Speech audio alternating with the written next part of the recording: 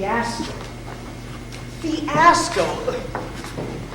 The sordidness, the sheer, sweating sordidness of it. Worse than if I'd actually done it. To be that much in sin and to feel so ridiculous as well. Would she return tomorrow? Never. And if she did, what would I do? What would I actually do? Apologize profoundly or try again? Non pile, Salieri.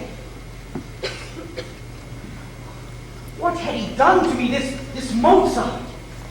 Before he arrived, did I behave like this? Toying with adultery, blackmailing women. No, it was all going, slipping away, going rotten, all because of him.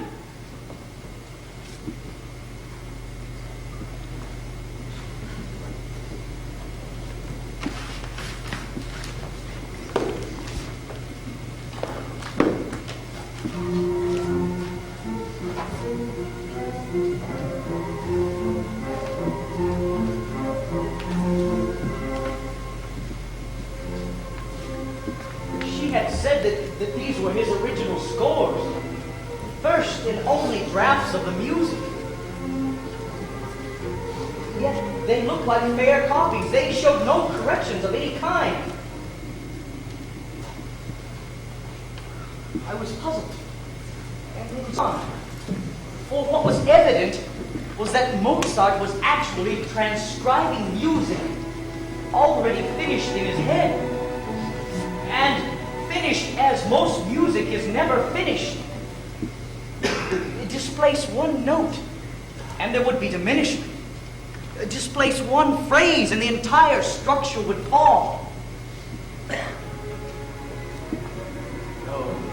No, here again, only now in more abundance, were the same sounds that I had heard in that library. The same crushing harmonies, glancing collisions, agonizing delight. The fact was clear. That serenade had been no accident.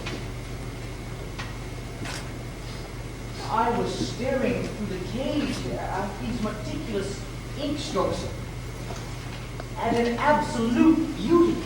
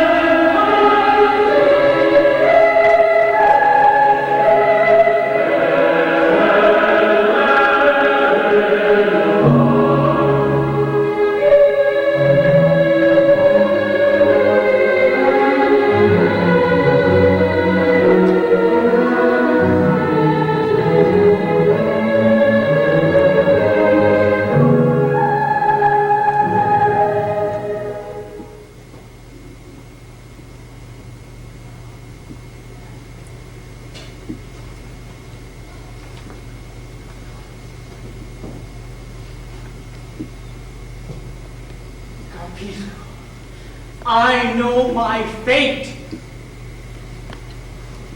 Now, for the first time, I feel my emptiness as Adam felt his nakedness.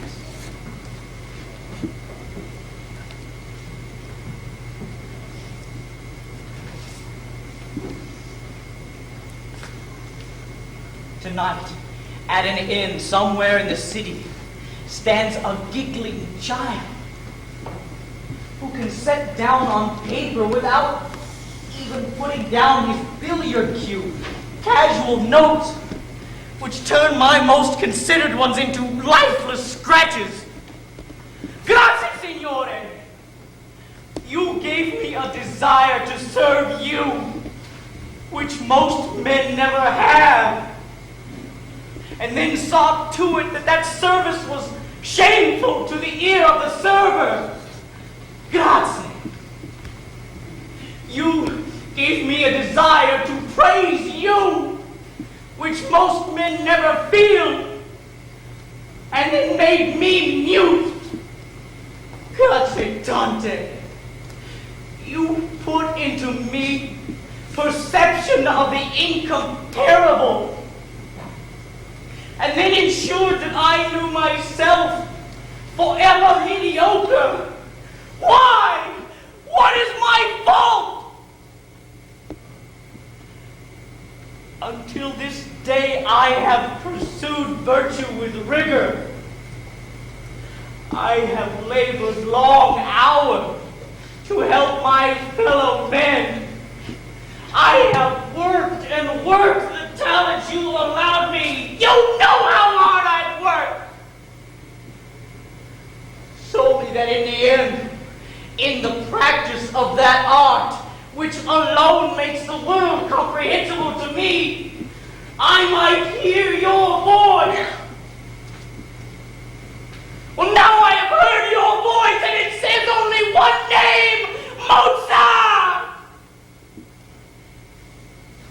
Niggard, sneering, conceited Mozart.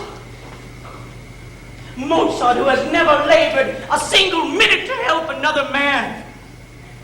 Mozart, with his body-smacking wife, him alone have you chosen to be your sole conduct.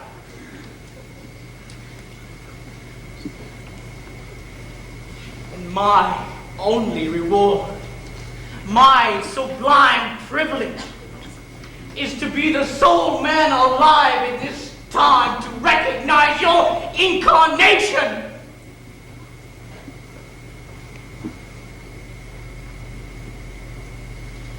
So be it.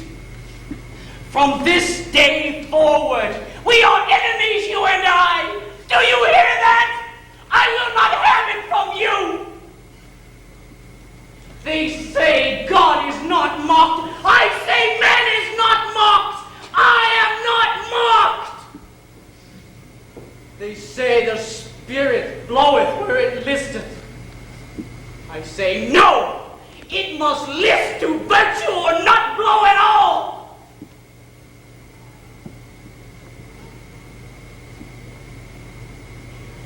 Dio Inquisto, you are the enemy. I need me now, nemico eterno.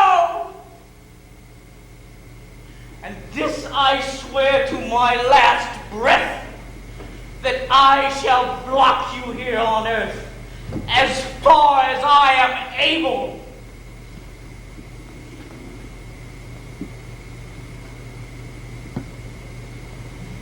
After all, what use is man if not to teach God his lesson?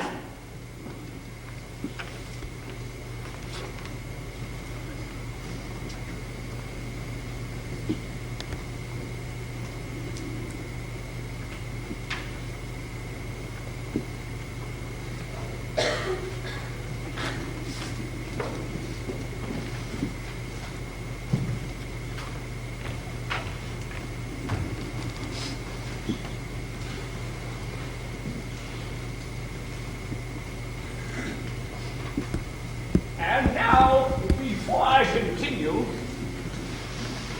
and tell you what happened next, the gods answered to me, and indeed Constance's, and all the horrors that followed. Let me stop. The bladder, being a human appendage, is something you ghosts need not concern yourselves with yet. Myself being alive, though barely, am at its constant call. When I return, I will tell you of this war that I waged with God through his preferred creature, Mozart, named Amadeus, in the waging of which, of course, the creature had to be destroyed.